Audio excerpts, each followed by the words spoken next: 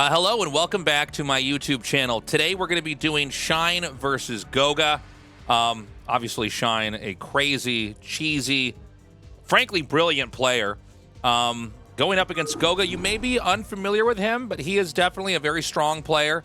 He has had presence in some major tournaments, but I don't believe he's been in any recent ASLs. If you like this kind of content, please subscribe to the channel, excuse me, like the video, leave a comment, all that. See this GG thread? GG shirt? Why can't I not talk? This GG shirt, you can get it at tastelessthreads.com. Oh my God, I can barely talk.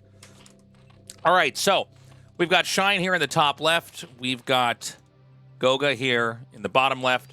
By the way, you're always welcome to join me where I cast these live on my Twitch stream at Tasteless TV on Twitch. So, Goga's going to be the Terran up here at the top.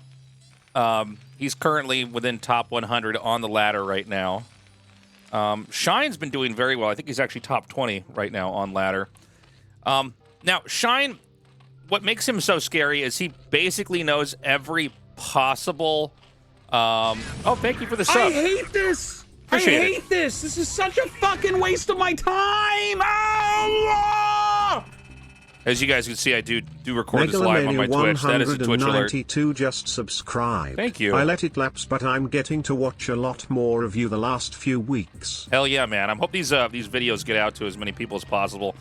The YouTube game's rough, man. You got to really grind out a lot of videos, and slowly the algorithm will push you out.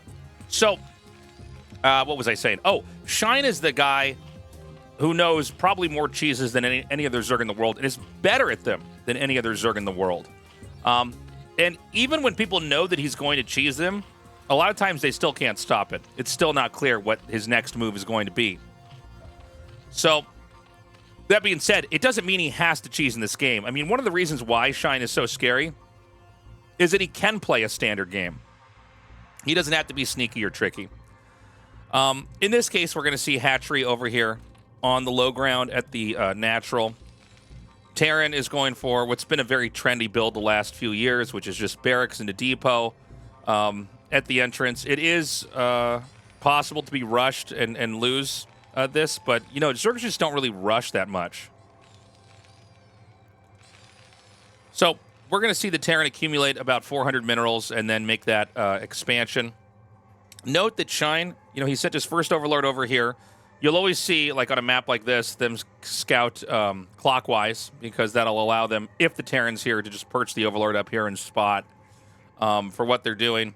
But because Terran's actually down here, this means that it's going to be a little bit longer before the Zerg can figure out what's going on. I'm sorry, no it's not. There's a drone right here. I'm crazy. So, the drone is going to be chased out. He knows exactly what kind of game it is. And we're going to see the drones transferred over here to the gas, and we're going to see the layer probably come out in just a little bit.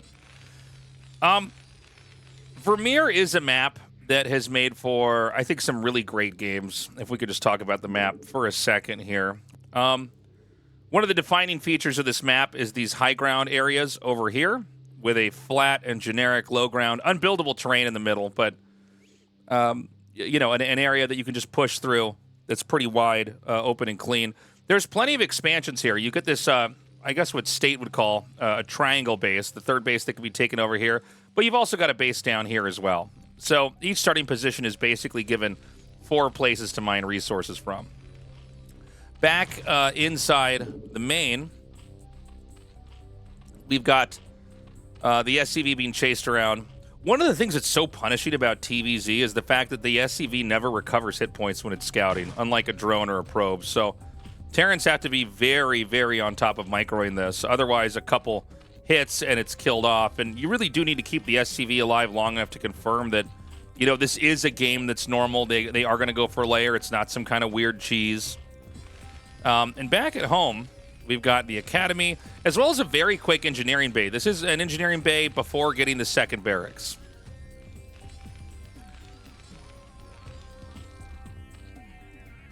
And so, we're going to see the Spire placed over here. This is one of the funny things. I remember when the game first came out and just figuring out that I could put my Spire back here. because I played all the races when the game came out, but it's kind of a nice place to tuck it away that's a little bit harder for the Marines or Zerglings or whatever you're making is going to get to. It's hard to get units back here with the minerals as an obstruction. So this eBay is already getting +1. We've got Stim coming here as well. So Terran's not going to have as much presence on the map because you don't have enough Marines on the map. But the Terran is going to have a lot of muscle when it is time to push out because of that +1 attack upgrade, and probably an armor upgrade a little bit later. Chat is asking me, is there any reason why we don't see much snow map? From what I was told, a lot of pro gamers complained that it hurt their eyes.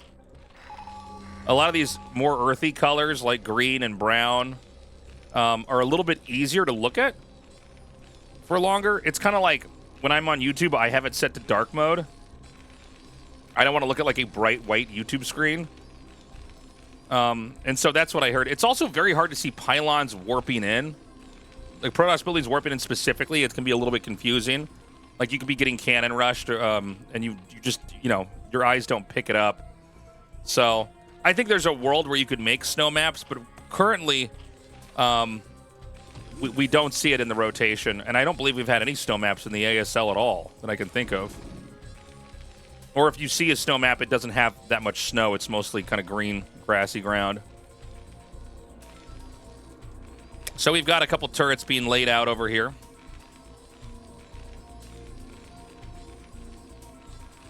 Now, is +1 done yet? It's almost done. So Terran will be able to push out in a second here and try to generate some threats.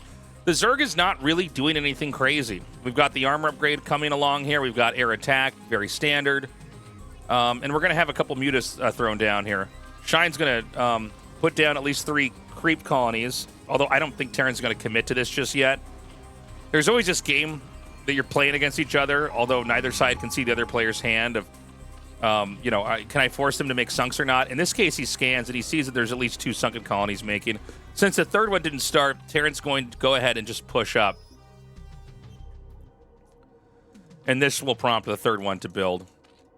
This is a concept I found a lot of people have a hard time with, which is like, why does that matter if he makes a sunk? Because he's spending money. If you force him to make buildings to defend and then, you don't attack into it, they don't get value out of it.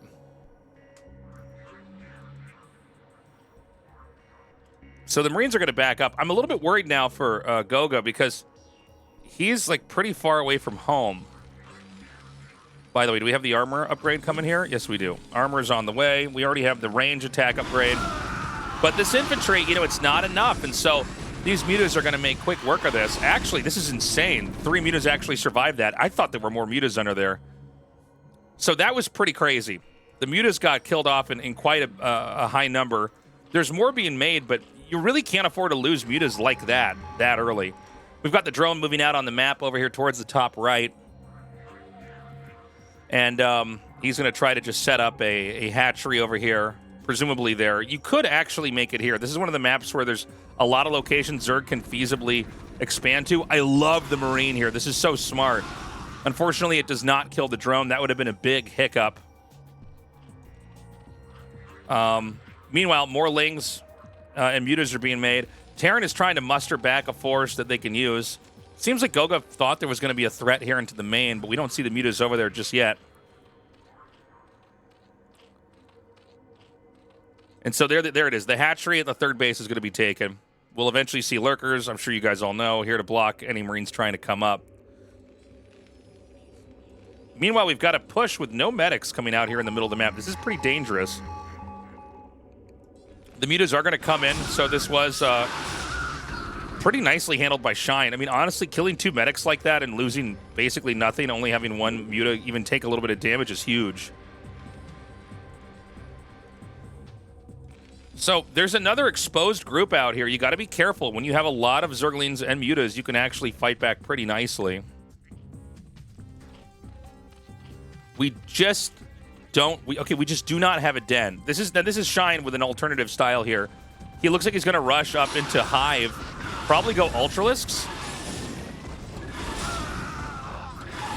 And you can see just how abusive the Zerg can be in this position. Is that, it's almost like watching ants move through an ant farm here, trying to get behind the minerals. It's why you need to have enough turrets back here. Speaking of turrets, it looks like this one is going to go down. The SCVs can't repair it in time, and so the mutas are able to take these unfair fights, basically, on the Marines that are isolated, like we're seeing over here. And so, I mean, Shine is frankly happy to trade this out all day because you're just going to get so much value. And again, when you go for the kind of play that we're seeing here, which is, I assume Ultralisks. Is this an Ultralisk cavern? God damn, I'm good. It is. And so you're just going to be able to overpower them when they come out. I mean, that was, I want to say, like 12 to 20 Marines that were killed off there. So the drones are being transferred. Gas is being taken. Terran is going to finally move out. This is going to be traditional play, SK Terran style. Medics are good units to have. Okay, those are going to come up here now. I was getting a little bit worried. This does not look right. And he gets the first irradiate off. Now, there's really an art form to trying to get the irradiate off right. You're always trying to click on the Mutalisk that's at the bottom. Let me see if I can even do it here while we're observing. You never want to get like the one that's on the outside. Always somewhere in the middle on the bottom. If you can click under one of them too, it's even better. And you'll see how good the irradiate is by when the full irradiate animation is actually shown. How quickly the Zerg can pull the radiated Mutalisk out. Now, we're seeing a pretty good engage here. I mean, Shine is just mopping up anything that Terran had.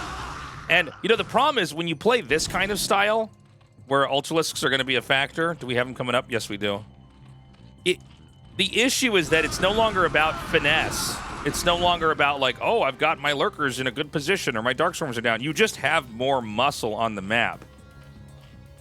But Goga's going to try to push. This is a diagonal push up toward the top right.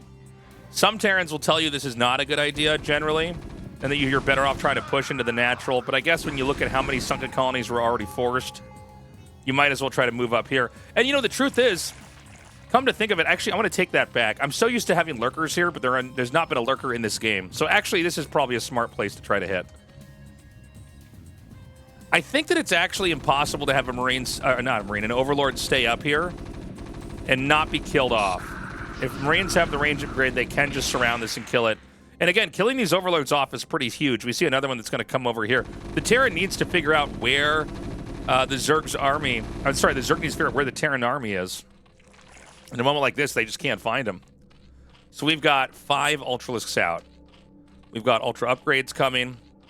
Getting that bonus armor. We do have a fully functioning Terran. You know, like all the lights are blinking over here at the base. Production is pretty crazy. He is going to go for another command center. And meanwhile, we've got a push over here towards the top right once more. Now, Zerg does need to get a 4th. A lot of times you won't see Ultralisks until there's a 4th gas out. That's when you can more easily just produce Ultralisks. But, you know, I think in this game, as long as the Zerg is careful with the Ultras and doesn't lose them, it should be fine. A lot of times when Zergs lose these games, it's because they're too reckless with their actual Ultralisks.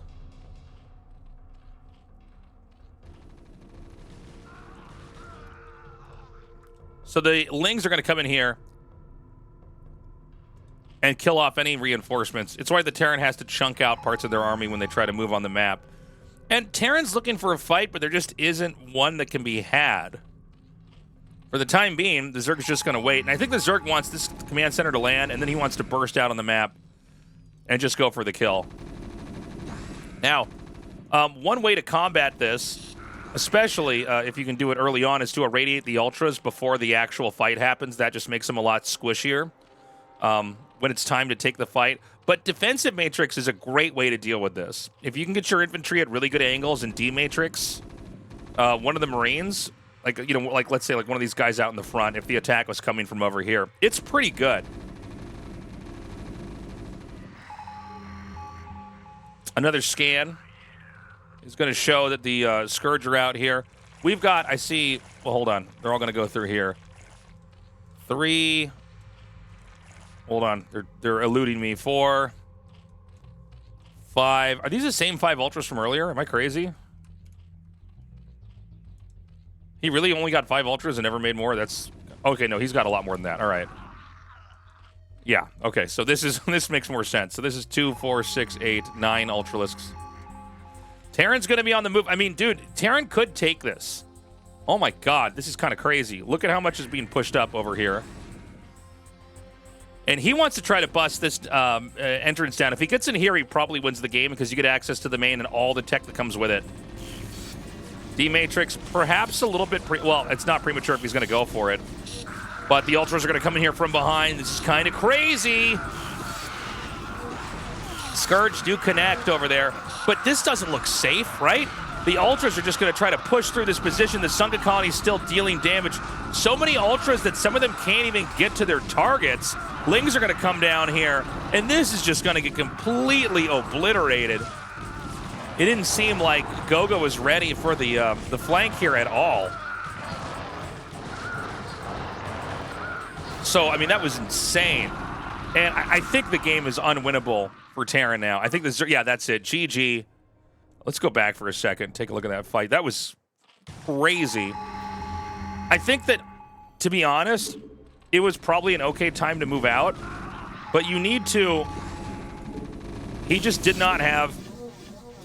He did not have any vision. You need to have something to check. Okay, are the Ultras here? Are the Ultras maybe on this side? If the Ultras are on this side, maybe the Terran wins. You know, the Sunken Colonies get in the way.